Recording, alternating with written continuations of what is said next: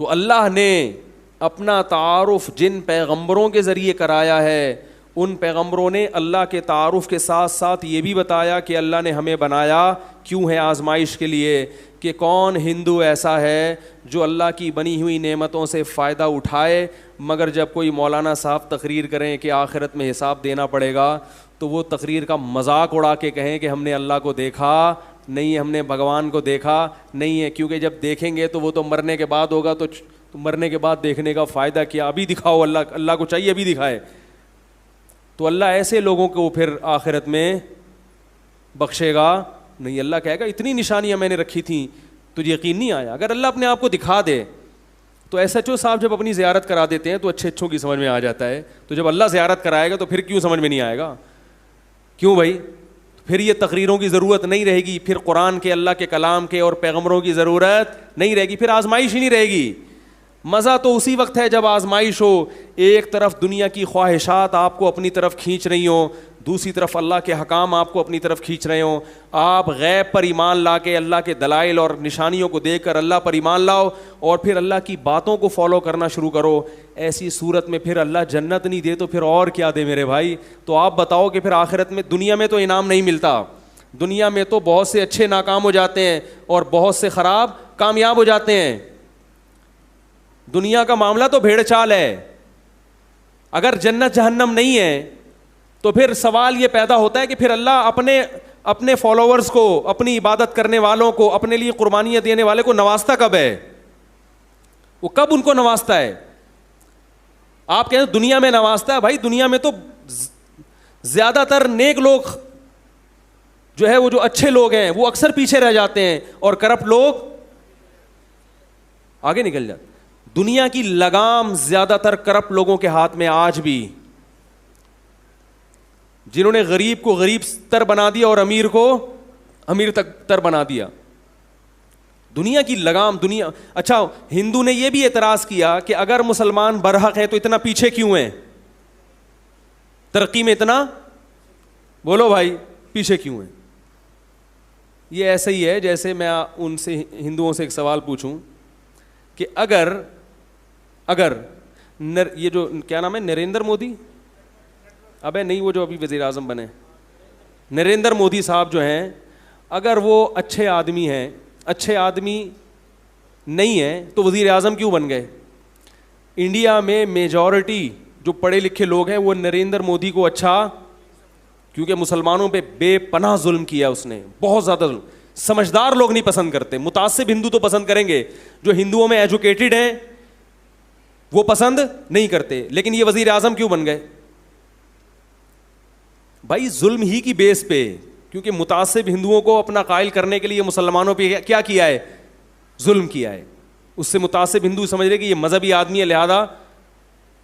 تو دنیا میں جیسے وزیر اعظم بننا کامیابی ہے، اسی طرح دنیا میں سائنس اور ٹیکنالوجی میں آگے بڑھنا بھی کامیابی سمجھا جاتا ہے۔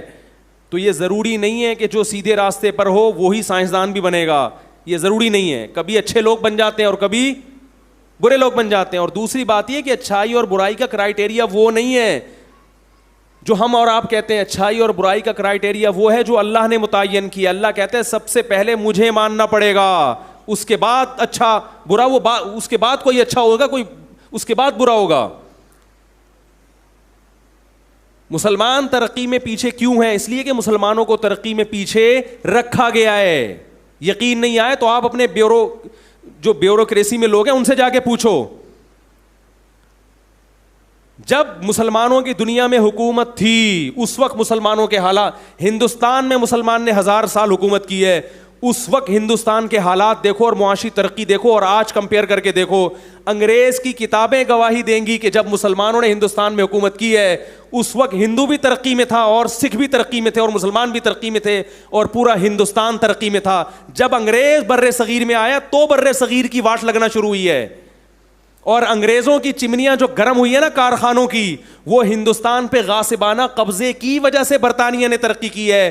برطانیہ دھوکہ دے کے اگر ہندوستان پہ قبضہ نہ کرتا تو آج برطانیہ نہیں ہوتا۔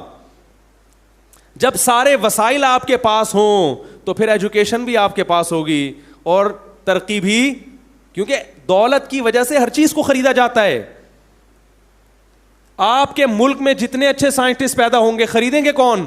گورے خریدیں، کیونکہ آپ اتنی تنخواہیں دے نہیں سکتے، وسائل ہی نہیں ہے آپ کے. میں نے کسی ماہر معیشت نے مجھے بتایا، خود میں نے سنا کہ بلوچستان میں جو کوئلے کی کانیں ہیں ان کی کھدائی پر اور یہاں سے کوئلہ نکالنے پر بین الاقوامی پابندی لگی ہوئی ہے.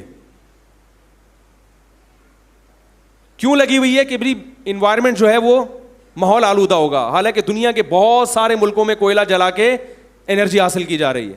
تو آپ کو ترقی کرنے دیا نہیں جاتا. تو میرے بھائی یہ تو دنیا، تبھی تو اللہ کہتے ہیں اصل آخرت ہے.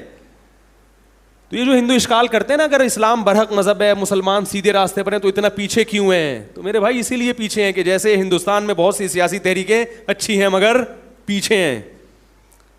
بہت سے لوگ ایجوکیشن بھی ہے ان کے پاس، ان کو اونچے عہدوں پہ ہونا چاہیے تھا مگر اونچے عہدوں پہ نہیں ہے. کیا آپ کے ملک میں ایسا ہے کہ ہر ایجوکیٹڈ اور ہر کوالیفائڈ آدمی آگے پہنچ جاتا ہو؟ رشوت دے کے لوگ آگے نہیں پہنچتے. تو جیسے انڈیا میں لوگ رشوت دے کے بہت سے لوگ ایجوکیٹڈ ہیں وہ پیچھے ہیں اور نااہل آگے ہے، ایسے ہی پوری دنیا میں بھی ایسے ہی سیٹ اپ چل رہا ہے. دنیا کو آپ دودھ کا دھلا ہوا مت سمجھیں کہ یہ بڑے نیک ہیں، ساری دنیا بڑی اچھی چل رہی ہے.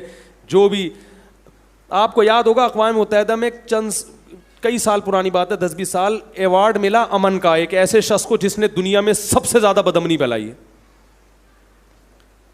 تو ایوارڈ امن کمیٹی کا نام سنا ہے؟